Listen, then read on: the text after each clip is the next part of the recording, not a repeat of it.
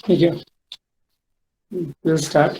ओम अज्ञानतिमिरन्दस्य ज्ञानाञ्जनशलाकया चक्षुरुन्मिलितं येन तस्मै श्रीगुरुवे नमः। नमो वयं विष्णुपदाय कृष्णपृष्ठाय भूतले श्रीमते भक्तिवेदांत स्वामिनिति नामिने। नमस्ते सरस्वती देवी गौरवाणी प्रचारिणे निर्विशेष शून्यवादी पाश्चात्य स्थारिणे।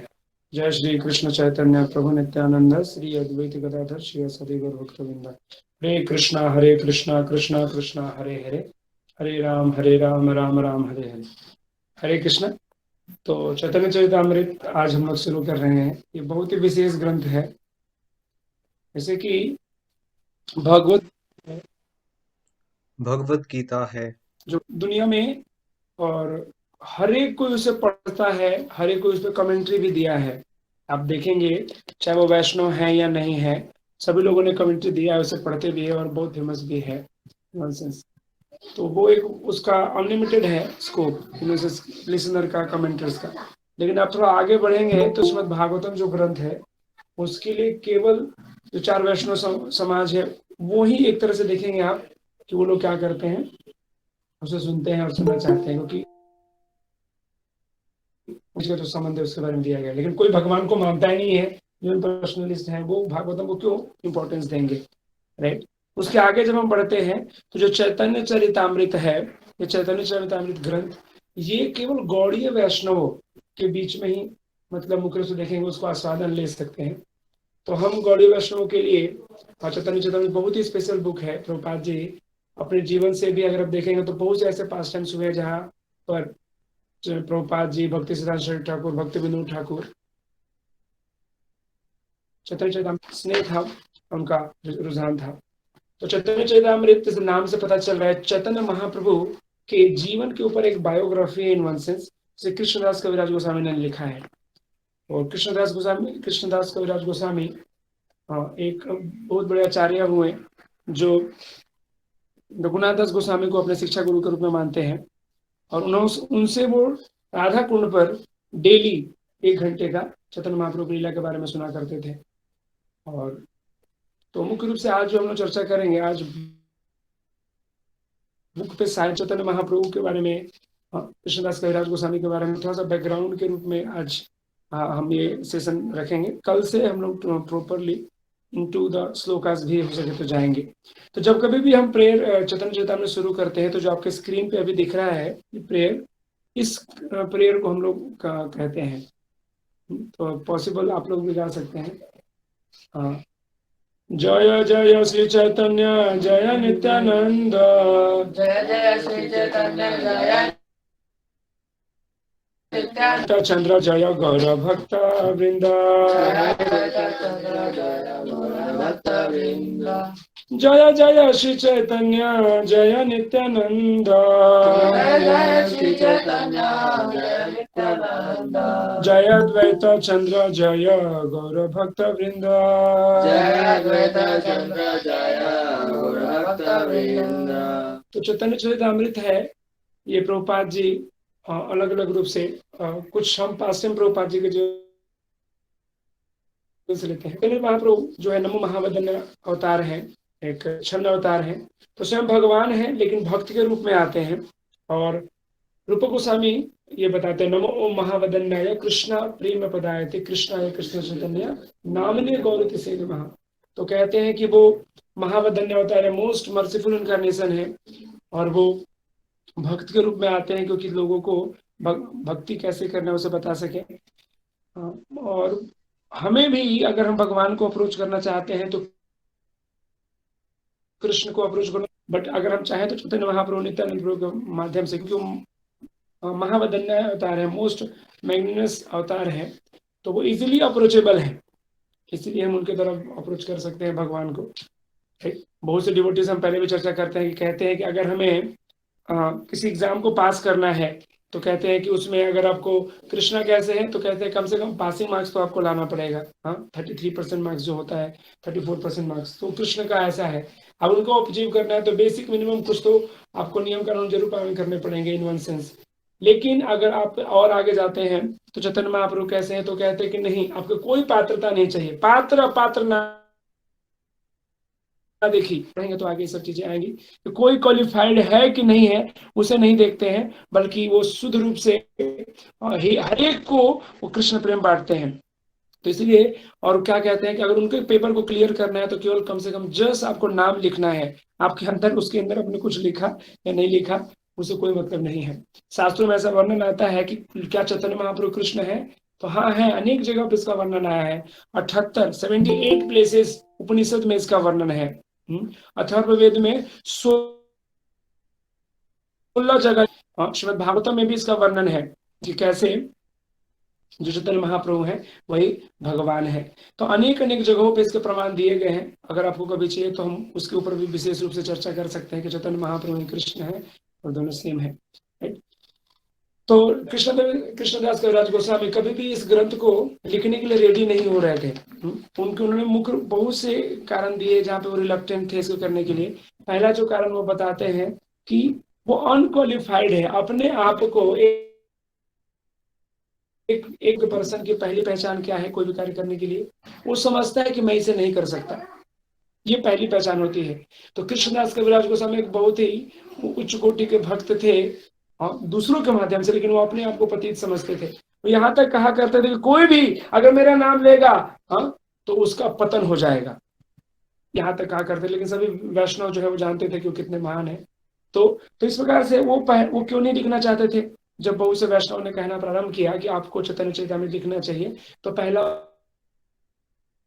कारण बता अनक्वालिफाइड हूँ इस महान तत्व के रूप में लिखने के लिए।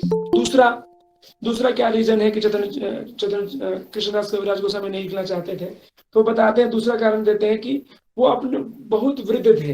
वो कितना उम्र था उनको लिखने के लिए, 90 ईयर ओल्ड, 90 वर्ष के थे जब उन्होंने लिखना प्रारंभ किया चैतन्य चरितामृत। एक तरह से देंगे उससे ऊपर के 100 टच कर रहे थे एक तरह से, और सोचते कि मैं लिख पाऊंगा, स्मरण शक्ति क्या है नहीं है, दिखेगा नहीं, कैसे लिखूंगा है।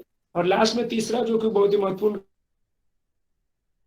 कारण जो इस लहरे से ही एक बायोग्राफी चैतन्य महाप्रभु के ऊपर थी, उसका नाम क्या था, चैतन्य भागवत, वृंदावन दास ठाकुर के ने ऑलरेडी इस पे लिखा था। तो इस कारण से भी नहीं लिख रहे थे, लेकिन भक्तों के विशेष अनुरोध से, भक्तों के विशेष आग्रह से उन्होंने चैतन्य चरितामृत ग्रंथ पे अपना जो कमेंट्री है वो लिखना चालू किया। इसके लिए उन्होंने पहले से हर एक वैष्णव से आशीर्वाद लिया, क्योंकि बिना आशीर्वाद के हम आगे नहीं बढ़ सकते हैं अपने आध्यात्मिक लाइफ में, किसी भी लाइफ में। वास्तव में आप कहीं भी, हमने भगवत गीता जस्ट कल ही कंप्लीट किया, वर्णन आता है महाभारत में कि जब अर्जुन और पूरी पांडवों की सेना जब लड़ने के लिए आई तो भीष्म पितामह उधर थे। तो अर्जुन ने युद्ध प्रारंभ करने से पहले 2 तीर छोड़े थे। वो कहाँ गए थे 2 तीर? वो भीष्म पितामह के चरणों में आके गिरे थे, और किसी चरणों में, द्रोणाचार्य के चरणों में गिरे थे, और आई थिंक कृपाचार्य के चरणों में भी। तो वो भीष्म पितामह बाद में कहते हैं कि मैं, अगर तुमने परमिशन नहीं लिया होता था, भले ही उनसे ही लड़ने जा रहे हैं, लेकिन अगर वरिष्ठों का अगर आशीर्वाद नहीं रहेगा तो आप चीज को हार जाते हो। तो वहां पे एक वैष्णव होने के कारण कृष्णदास कविराज गोस्वामी पहले क्या करते हैं, वो पहले हर एक वैष्णव को जाकर के उनसे आशीर्वाद लेते हैं। तो मैं भी जब आज ये सोचा कि मुझे भी चैतन्य चरितामृत शुरू करना है, और मुख्य रूप से मैंने इस प्रकार से भगवद गीता हम पढ़ते हैं, चैतन्य चरितामृत उतने अच्छे प्रकार से नहीं पढ़ पाए हैं, तो मैं भी सोचा था कि भक्तों के आशीर्वाद से हम पढ़ के, आशीर्वाद रहेगा तो हम शायद अच्छे से पढ़ पाएंगे और हम लोग एक दूसरे से डिस्कस कर पाएंगे। तो ये बैकग्राउंड है। तो आशीर्वाद के बिना हम कुछ नहीं कर सकते। तो कृष्ण वैष्णव से आशीर्वाद देते हैं। मुख्य मदन मोहन टेम्पल में जाते हैं, और वहां पर भी वो भगवान से प्रार्थना कर रहे होते कि क्या मैं सच में क्वालिफाइड हूँ, क्या मैं सच में, मुझे ये ग्रंथ लिखना चाहिए। इस पे उनको डाउट था, सोच रहे थे करना है कि नहीं करना है। तो उस समय ही जब वो प्रार्थना कर रहे थे भगवान से, तो उनके भगवान के गले से एक माला गिर जाता है, और अगर मैं गलत नहीं हूं तो पुजारी का नाम शायद हरिदास था। तो पुजारी आते हैं और हरिदास उनको क्या करते, माला उठा करके उनके गले में रख देते, देखो। और अनेक जो भक्तगण रहते हैं, सभी लोग उनको आशीर्वाद देते कि नहीं, आप चैतन्य चरितामृत लिखिए, हम सुनना चाहते हैं। क्योंकि रघुनाथ दास गोस्वामी जब जगन्नाथपुरी से चले आए थे तो गोवर्धन में रहते थे। गोवर्धन में मुख्य रूप से राधा कुंड पे रहते थे। राधा कुंड पे डेली ऑलमोस्ट 1 घंटे का वो पाठ कहा करते थे चैतन्य महाप्रभु के लीला के रूप में। तो जो चैतन्य चरितामृत कृष्णदास कृष्णदास कविराज गोस्वामी ने जो लिखा है वो क्या है, वो अंत लीला का डिटेल वर्णन उन्होंने यहाँ पे किया है। दूसरी लीला ज्यादा नोटिस नहीं थी तो उसे वो करते हैं, राइट। और आप देखेंगे कि कितना महत्वपूर्ण है भागवतम, ये चैतन्य चरितामृत। प्रभुपाद जी 1974 तक एक तरह देखेंगे, शुरू से जब उन्होंने चालू किया भागवतम ट्रांसलेशन एक्सेट्रा, तो 1974 में उन्होंने बुलाया भक्तों को और कहा कि नहीं, चैतन्य चरितामृत को कमेंट्री मुझे लिखना है, उसके ऊपर कमेंट्री मुझे लिखना है। तो 1974 में वो रुकते हैं कुछ समय के लिए, और भक्तों वो कहते हैं कि और 18 महीनों में उन्होंने क्या किया, उसका ट्रांसक्रिप्शन किया चैतन्य चरितामृत का 18 मंथ्स में। और उनको भक्तों को कहा कि इसे तुरंत प्रिंट करना है। और उसकी बहुत ही दिव्य, बहुत ही विशेष लीला है पास टाइम का, तो कैसे चैतन्य चरितामृत जो प्रिंट कराना था प्रभुपाद को, उन्होंने अपने शिष्यों को कहा कि देखिए मुझे चैतन्य चरितामृत चाहिए, आपको इसको प्रिंट कीजिए। तो बोले कि हाँ प्रभुपाद हम प्रिंट करेंगे, लेकिन एक बुक प्रिंट होने के लिए 2 महीने लगते थे। एक बुक प्रिंट होने के लिए 2 महीने लगते थे। और है तो बोले, प्रभुपाद जी ने बोला कि नहीं, मुझे 2 महीने में सारे पुस्तकें चाहिए। वो बोले प्रभुपाद इट्स इम्पॉसिबल। प्रभुपाद जी ने कहा कि impossible is a word in fool's dictionary, there is nothing called impossible, you have to try and you have to execute it. तो प्रभुपाद जी के आदेश मा करके सभी भक्तों ने मिलकर के 2 महीने में इस चैतन्य चरितामृत का प्रिंटिंग किया था। तो इसीलिए ये बहुत ही विशेष ग्रंथ हो जाता है। और यहाँ पर हम देखेंगे कि अनेक अनेक लीला। एक बार के प्रभुपाद जी बताते हैं कि एक बार क्या हुआ कि श्रुतकीर्ति प्रभु, प्रभुपाद जी के जो पर्सनल सर्वेंट हैं वो बैठे थे। प्रभुपाद जी ने कहा, वो श्रुतकीर्ति प्रभु ने कहा कि मैं प्रभुपाद आपके लिए तिलक और सारी बहुत सी सेवाएं करता हूँ, मैं ये सेवा करता हूँ, दूसरी सेवाएं करता हूँ, लेकिन क्या मुझे आप किस अवस्था में समझेंगे कि मैं मुझे क्या करना आपको सबसे ज्यादा अच्छा लगता है और मैं क्या करके आपको बहुत प्रिय बन सकता हूँ, कुछ इस संदर्भ में उन्होंने पूछा प्रभुपाद जी। आप चैतन्य महाप्रभु की लीलाओं को अगर अध्ययन करते हैं, नित्यानंद प्रभु की लीलाओं पर भक्तों की लीला को अगर आप अध्ययन करते हैं तो वो मुझे सबसे प्रिय है। Chaitanya Charitamrita that is most pleasing to मी।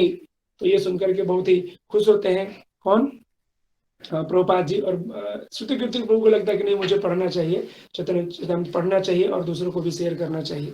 वो एक पहला इंसिडेंट था। और बहुत जगह ऐसे इंसिडेंट हुए। एक बार जब चैतन्य चरितामृत प्रिंटिंग हो चुका था, बहुत समय के बाद कुछ तो फेस्टिवल था जहां पर क्या होता है, क्या पूछते हैं सभी लोग कि बंगाली स्वीट्स बने थे, सारे स्वीट्स बंगाली बने हुए थे। और सभी जो कुक प्रभुपाद जी को पूछे कि प्रभुपाद जी बताइए आपको कौन सा स्वीट्स अच्छा लगा। बोले नहीं, सारे बंगाली स्वीट्स हैं और मैं बंगाली हूँ तो मुझे सारे स्वीट्स अच्छे लगे। फिर भी उन्होंने बोला कि नहीं, कुक जानना चाहता है कि कौन सा स्वीट आपको सबसे अच्छा लगा। तो उस समय वो बताते हैं कि बंगाली स्वीट्स, या I like the Chaitanya Charitamrita the most sweet of mind which is Bengali sweet in one sense. तो चैतन्य महाप्रभु ने कहा, सॉरी प्रभुपाद जी ने कहा कि जो चैतन्य चरितामृत है वो मेरा सबसे फेवरेट बंगाली स्वीट है। तो यहाँ पर भी प्रभुपाद जी बता रहे थे कितना महत्वपूर्ण है। अगर आप देखेंगे, अगर चैतन्य चरितामृत पढ़ेंगे तो उसके लास्ट पार्ट में जब आप आएंगे अंत लीला के कुछ 20वें चैप्टर के आसपास में, आप देखेंगे कि जो चैतन्य चरितामृत वहां पे भक्ति सिद्धांत सरस्वती ठाकुर कहते हैं कि उनको भी जब खाली समय मिलता था तो वो क्या थे। तो इस प्रकार से आप देखेंगे चैतन्य चरितामृत सारे वैष्णव आचार्यों का बहुत ही famous, I mean most liked book है, क्योंकि भगवान चैतन्य महाप्रभु की लीलाओं को बताता है। वर्णन आता है कि भक्तिविनोद ठाकुर भी वो चाहते थे कि बंगाली में मिले, उसके लिए उन्होंने बहुत प्रयास किया और बहुत अथक प्रयास के बाद उन्हें चैतन्य चरितामृत की उन्हें कॉपी मिली थी। तो इस प्रकार आवाज नहीं आ रही है, मुझे नहीं आ रही, सबको नहीं आ रही है। वेदांत प्रभु जी मुझे आ रही है, आ रही है प्रभु। ओके मानसी माता जी, आपके साइड से कुछ नेटवर्क इशू है, you see to it. Okay, तो इस प्रकार से हम देख सकते हैं कि चैतन्य चरित बहुत ही सेलिब्रेटेड बुक है अमंग डिवोटीज। और हम पढ़ करके हम जान सकते हैं कि भक्तों के बीच में संबंध कैसा होना चाहिए और किस प्रकार से आदर एक आदर्श व्यवहार के रूप में हमें रहना चाहिए, क्योंकि चैतन्य चरितामृत एक डिसिप्लिन या फिर प्रेम का जो संबंध है उसे दर्शाता है। हम इस प्रकार से आगे बढ़ेंगे तो और बहुत सी चीजें जानेंगे। बट चैतन्य महाप्रभु के बारे में ये ग्रंथ है। चैतन्य महाप्रभु किस प्रकार से अपने भगवान होकर के भक्तों को सिखाते हैं, हम यहाँ पे उस चीज को प्राप्त कर सकते हैं। तो इसीलिए हम सभी लोग ये जो आपको सामने दिख रहा है, इसे आप लोग पढ़ने का प्रयास करेंगे और ये याद करेंगे। हाँ, जय जय श्री चैतन्य, जय नित्यानंद, जय अद्वैत चंद्र, जय गौर भक्तवृंदा। All glories lord Chaitanya, Nityananda, Advaita and सभी गौर भक्तवृंदों को ऑल ग्लोरीज, ऑल ग्लोरीज। तो इस प्रकार से ये प्रेम इनका मीनिंग है।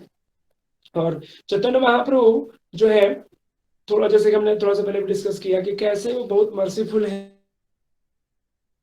सकते हैं। तो इसीलिए हम सबों को उनके बारे में जानना चाहिए, तभी आप उनसे कुछ प्रार्थना कर सकते हैं। क्योंकि हम जैसे विदेशी भक्त जो लोग हैं, ऐसा नोटिस किया है और बहुत से प्रभुपाद जी का ऐसा नोटिस किया हमने कि उनको ज्यादा गौर निताय के ऊपर विश्वास रहता है समझो, बिकॉज वो समझते हैं कृष्णा को अप्रोच करना तो बहुत दूर की बात है।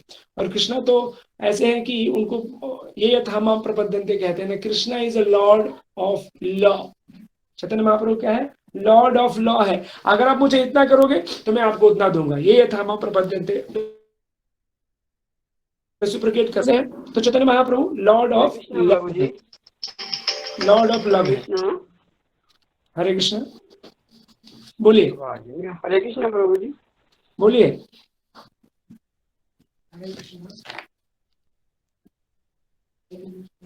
बोलिए माता जी, क्या बात है?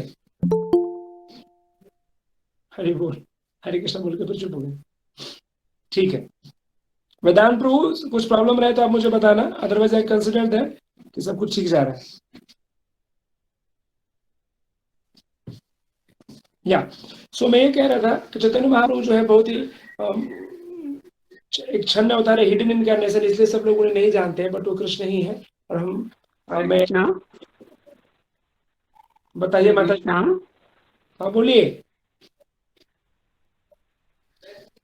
माता जी को सुनाई नहीं दे रहा है शायद, वो हरे कृष्ण मुनकर के शांत हो जा रही है। तो ठीक है, आप वेदांत प्रभु देख लो कुछ। ठीक है, तो मैं भूल गया क्या बोल रहा था। तो मैं फेवरेट एक्टिविटी मैं क्या बोल रहा था? चैतन्य महाप्रभु भगवान से लविंग। हाँ, तो कृष्ण क्या है? Krishna is the Lord of law, ये था हम प्रबंधन से ताम तदेव बसाम में हम। लेकिन चैतन्य महाप्रभु क्या है? लॉर्ड ऑफ लव है। हाँ, वो आपके प्रेम को देखते हैं, आपके भाव को देखते हैं और उसे एक्सेप्ट करते हैं। इसीलिए इजीली अप्रोचेबल कौन है? तो हमें चैतन्य महाप्रभु है रेदर देन कृष्णा, राइट। इसीलिए अब देखेंगे विदेशों में ज्यादातर लोग गौर निताई के ज्यादा बिगड़ रखे हैं, क्योंकि वो लोग कलयुग में क्या है, भगवान की पूजा करनी है तो हमें विशेष और शुद्धता चाहिए होता है। चैतन्य महाप्रभु अपने को इस प्रकार से रखे, कोई भी उनकी पूजा अर्चना कर सकता है। इसीलिए हर एक के घरों में नित्यानंद गौर निताई की हम लोग विग्रह रख करके पूजा कर सकते हैं, राइट। तो इस बैकग्राउंड के साथ हम लोग आज जो पहला चैप्टर है, हम लोग उसका एक दो श्लोक लेंगे और देखेंगे कि मूड क्या है चैतन्य चरितामृत। तो चैतन्य चरितामृत के 3 भाग है, आदि लीला, मध्य लीला और अंत लीला। आदि लीला में भगवान के जन्म का वर्णन आएगा। शुरू में जो चैतन्य यहाँ पे देखेंगे कि जो मंगलाचरण लिखा है, और जीव गोस्वामी भी ऐसा बताते हैं कि मंगलाचरण के 3 प्रकार होते हैं। एक होता है नमस्क्रियात्मक मंगलाचरण। उसका मतलब होता है कि उसमें जो राइटर होते हैं, जो लेखक होते हैं, क्या करते हैं, वो एक तरह से प्रणाम करते हैं, आशीर्वाद देते हैं। किससे? गुरु वैष्णव भगवान से प्रार्थना करते हैं, नमस्कारात्मक, या नमस्कार करते हैं एक रूप से। दूसरा जो आता है उसे उस मंगलाचरण को कहते हैं वस्तु निर्देशात्मक मंगलाचरण। 1 से लेकर 14 नंबर श्लोक तक जो हम अभी पढ़ेंगे वो क्या है? मंगलाचरण ही है। मंगलाचरण क्या होता है? मंगलाचरण भगवान की स्तुति होती है। जैसे यहाँ पे है कि 3 तरह के होते हैं। पहला हो गया है गुरु, भगवान और भक्तों का नमस्कार करना। फिर बाद में आएगा वस्तु निर्देशात्मक मंगलाचरण, उसमें विषय वस्तु क्या है उसके बारे में बताते हैं। और लास्ट में आता है आशीर्वादात्मक, आशीर्वाद लेना, आशीर्वाद की कामना करना। तो ये 3 तरह के मंगलाचरण हमको अभी यहाँ पे देखने को मिलेंगे। जो पैमृत का जो हम आज लेकर के आज यहीं पे रुकेंगे, बस पहला दिन है, विल नॉट गो मच। तो पहला श्लोक क्या है? एक्चुअली श्लोक जो आने वाले बंगाली में रहेंगे, बट ये जो श्लोक है संस्कृत में है। वंदे गुरुम ईसा भक्तान ईसाम ईसावतार खान तत् प्रकाशम सतत शक्ति कृष्ण चैतन्य समन्वयकम। तो क्या कहते हैं, हिंदी मिलेगा, थोड़ा हिंदी को शेयर करेंगे, अभी मेरे पास हिंदी नहीं था इसलिए मैं इंग्लिश लेकर बैठा हूँ। तो क्या बताते हैं, I offer my respectful obeisances to the spiritual master, the devotee of the lord incarnations, his plenty portions, his energies, and to the Lord himself, Shri Chaitanya. तो यहाँ पर एक तरह से देखेंगे कि जो पहला श्लोक क्या कह रहा है, एब्सोल्यूट ट्रूथ के 6 प्रकारों को प्रणाम किया गया है। यहाँ पे एब्सोल्यूट ट्रूथ के 6 अलग अलग प्रकारों को प्रणाम किया गया है। और पहला क्या है, पहले बताते हैं, आई पे माई ओबेसेंसेस टू को प्रणाम करा गया है। दूसरा आता है क्या, ईश भक्तान, तो भगवान के भक्तों के, जो श्लोक आप देखेंगे पहला क्या बोल रहे हैं कि वंदे गुरु, और दूसरा क्या ईश भक्तान, मतलब है भगवान के भक्तों को करा जा रहा है। तीसरा है ईसम, खुद परम पुरुषोत्तम भगवान को किया जा रहा है। उसके ईश अवतारगण, तो भगवान के इनकारनेशन को प्रणाम किया जा रहा है। और तत्प्रकाशा, मतलब उनके विस्तार को, और लास्ट में उनकी अंतरंग शक्ति को प्रणाम किया जा रहा है।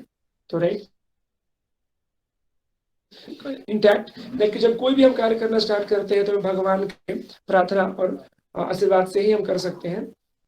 तो इसीलिए इस श्लोक में हम देख रहे हैं कि भगवान को, भक्तों को, तो किस दुनिया में कोई भी व्यक्ति कितना सक्सेसफुल होता है वो किस पे डिपेंड करता है, वो किस प्रकार से कितने लोगों का आशीर्वाद प्राप्त है उसे। तो इस कारण से यहाँ पे दिखाया जा रहा है। और हमने जो पीछे, आप कोई कहेगा कि आप किस आधार पे कहते हैं कि लॉर्ड चैतन्य महाप्रभु भगवान है, तो हम देखते हैं कि गुरु साधु शास्त्र और दूसरे साधु ने भी कन्फर्म किया, और अलग अलग प्रकार के शास्त्रों में दिया हुआ है कि चैतन्य महाप्रभु क्या है, सुप्रीम पर्सनालिटी ऑफ गॉडहेड है। सुप्रीम पर्सनालिटी ऑफ गॉडहेड है, तो उस आधार पे हम इसे स्वीकार करते हैं चैतन्य महाप्रभु को एक सुप्रीम पर्सनालिटी ऑफ गॉडहेड में। और उसमें ये जो पहला श्लोक है वो अलग अलग 6 मतलब एब्सोल्यूट ट्रूथ को 6 प्रकार से प्रणाम करने को दिया गया है। नेक्स्ट श्लोक की तरफ हम आगे बढ़ते हैं। नेक्स्ट श्लोक क्या है, वंदे श्री कृष्ण चैतन्य नित्य गौड़ उदय पशु पवंतो चित्रो समदो तमदो।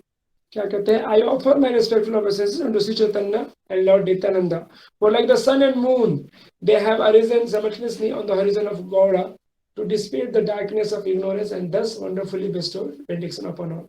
तो यहाँ पर चैतन्य पहले केस में 6 अलग अलग पर्सनालिटी को प्रणाम किया गया, गुरु को प्रणाम किया गया, भक्तों को प्रणाम किया गया, भगवान को विस्तार को और भगवान की अंतरंग शक्ति को प्रणाम किया गया है। और यहाँ पर इसमें स्पेसिफिकली चैतन्य महाप्रभु और नित्यानंद प्रभु को प्रणाम किया जा रहा है, और उनकी तुलना सूर्य और चांद से की गई है।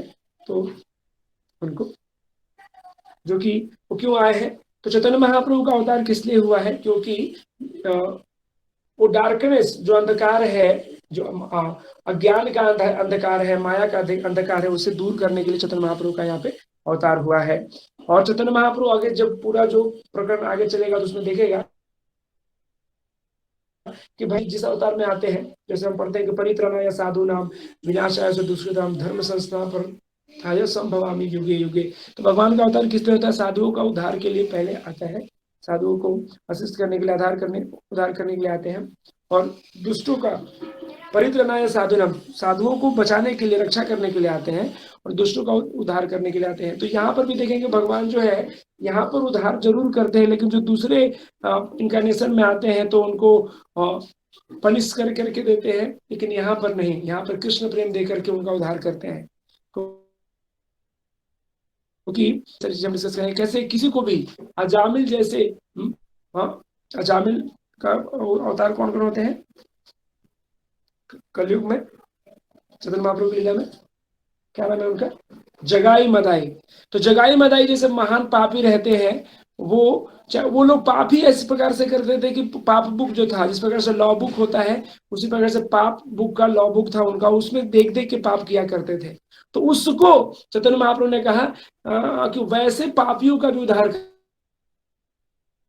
करते हैं। इसलिए चैतन्य महाप्रभु का अवतार जो है इसमें वो पापी को खत्म नहीं करते, उस पापी के अंदर जो पाप है उसे चैतन्य महाप्रभु अपनी कृपा दे करके नाम कीर्तन से खत्म करते हैं।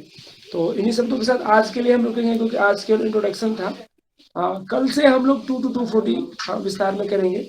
सो उसके बाद आप लोगों को अगर कुछ विशेष अभी कुछ पूछना है या शेयर करना है, या इस चैतन्य चरितामृत को जानने के लिए कुछ आपका सुझाव है तो आप दे सकते हैं। हरे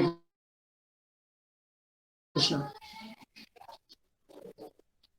नॉर्मली हम इसमें कैसे आगे बढ़ेंगे, तो एक श्लोक लेंगे और उसके ऊपर प्रभुपाद जी का जो अनुवाद तात्पर्य रहेगा, उनके जो प्रभुपाद जी कहना चाह रहे हैं उसको हम लोग पढ़ेंगे, और फिर एक प्रकार से धीरे धीरे 2-4 श्लोक करके आगे बढ़ेंगे, जैसे भगवत गीता को किया था। राइट, इस प्रकार से मेरी जानने की इच्छा है, लेकिन आप अगर चाहते हैं किसी और रूप में आगे बढ़ने के लिए तो उसे भी हम कर सकते हैं। ठीक है, किसी का कोई कमेंट नहीं है तो विल स्टॉप हियर। जी बोलिए। हरे कृष्णा प्रभु जी। प्रभु जी कुछ आपसे पूछना था। हाँ पूछिए। हाँ, कल हमारी बड़ी बुआ जी का फोन आया था और वो उनका एक क्वेश्चन था, तो हमने बोला कि हम प्रभु जी से पूछ के बताएंगे आपको आज आंसर करके। जी तो प्रभु जी उन्होंने गुरु बनाए हुए हैं, राजस्थान में उनके कोई गुरु है, तो उनके गुरु ने कहा है कि मतलब भी खाते हैं तो भी आप तुलसी की माला से जप कर सकते हैं। तो वही तो प्रभु जी हमने बोला कि हम प्रभु जी से क्लियर करके बताएंगे कि भाई क्या है और क्या नहीं है इस संदर्भ में। तो आप बताइए प्रभु जी। फर्स्ट ऑफ ऑल, अगर वो किसी गुरु के लिए हुए हैं और उनके गुरु ही ऐसा बता रहे हैं तो दूसरे का वो सुनेंगे ऐसा इस प्रकार से हमारे कहने से? पहली बात ये आता है। बाद में बात ये भी कि अगर वो माला कर रहे हैं धीरे धीरे, अगर वो सीरियस है स्पिरिचुअल में मुख्य रूप से, लेकिन अलग अलग प्रकार के गुरु है, वो अलग प्रकार की बातें करते हैं, बट आइडियली ऐसा नहीं करना चाहिए। ये कोई स्टार्ट है उनका था कि वो चैंटिंग करेंगे। उन्होंने मुझे बोला कि बोले आप चैंटिंग माला और उसका पैक भेज सकते हो क्या राय? तो हमने बोला हाँ ठीक है मैं भेज दूंगी, मैं जब जाऊंगी इस्कॉन टेम्पल तो फिर मैं वहां से लेके आपके लिए भेज दूंगी। तो उन्होंने बोला कि नहीं, माला तो मैं वृंदावन से ले आई हूँ तुलसी की। तो मैंने उनसे यही बोला आपको घर में नॉनवेज छोड़ना पड़ेगा, और आप उनके पे नॉनवेज खाते हैं। तो मैंने उन्हें बोला था कि आपको नॉनवेज छोड़ना पड़ेगा प्लस आपको शायद प्याज लहसुन छोड़ना पड़ेगा। तो उन्होंने बोला कि नहीं, हमारे गुरु ने मना नहीं किया है। तो बोले फिर भी आप मतलब आप पूछ के क्लियर करना। तो मैंने बोला कि हाँ मैं प्रभु जी से क्लियर कर दूंगी। और मुझे आई थिंक फर्स्ट टाइम जब मैं मिली थी तो प्रभु जी ने मुझे बोला था कि नॉनवेज बिल्कुल नहीं खाते हैं और प्याज लहसुन छोड़ा जाता है करके। जी, तो तो मुझे अगर एक्सेप्ट करके कर सकते हैं कि लहसुन प्याज, वो क्या करें, लहसुन प्याज नहीं लेंगे और उसके साथ माला करेंगे, तभी तो best condition. But in case अगर वो कहते हैं कि नाम जप करना ज्यादा महत्व है, हम जो भागवत फिलोसफी में जो सार है, मैं अपने अंडरस्टैंडिंग के हिसाब से कह रहा हूँ, सत्यम प्रभु नितिन प्रभु है, वो लोग भी ऐड कर सकते हैं अगर चाहिए तो, दूसरे भक्त लोग भी। लेकिन मेरी जो समझ है उसके अनुसार नाम का जप करना बहुत जरूरी है। अगर वो ऐसा हो रहा है कि अगर तुलसी माला पे जप नहीं करे तो जप ही नहीं करेंगे, so then let her chant, अगर वो जपा करने दीजिए। लेकिन अगर सुन पा रहे हैं तो उनको बोलिए कि जब तक आप इन सब चीजों से अगर ऊपर नहीं आ पाते तो थोड़ा समय वेट कर सकते हैं। आप दूसरी नॉर्मल जो माला होता है उस पर जप कर सकते हैं, और एक बार जब उस सिचुएशन में आप आते हैं तो फिर तुलसी पे और शुद्धता से जप और अच्छे से कर लीजिए। मुख्य जो पॉइंट है वो जप करना है, वो नहीं रुकना चाहिए। जी प्रभु जी, तो अगर वो अभी एक्सेप्ट कर लेती हैं नॉर्मल माले पे जब करने के लिए तो अच्छा है। अदरवाइज जो कहते हैं कि नहीं मैं तुलसी पे ही करूंगा, तो उसमें उतना कोई बिल्कुल ब्लैक एंड वाइट नहीं है, ऑफेंस इसमें नहीं है, कर सकते हैं तुलसी पे भी, इस नियम है तो कर सकते हैं। जी वो बोल ही रहे थे कि बोले नहीं, मैं तुम अगर चैंटिंग माला भी भेजोगी तो भी मैं तुलसी पे ही करूंगी। तो मैंने बोला ठीक है, मैं आपको बैग भी भेज दूंगी, माला भी भेज दूंगी, आपको जिसको करना जी है आप जी। कर। वो माला करेंगे तो उनको भगवान उनको अनुभूति देंगे कि धीरे धीरे उसे वो तुलसी माला वो लहसुन प्याज सब छोड़ देंगे, उसको कुछ प्रॉब्लम नहीं होगा। जी जी। तो आशीष जी, ठीक है। जी जी थैंक प्रभु यू। जी। जी जी। And propose. We'll stop here. Hare Krishna. You can प्रभु pause. जी, हरे हरे प्रभु कृष्ण जी। बोलो। Hare Krishna.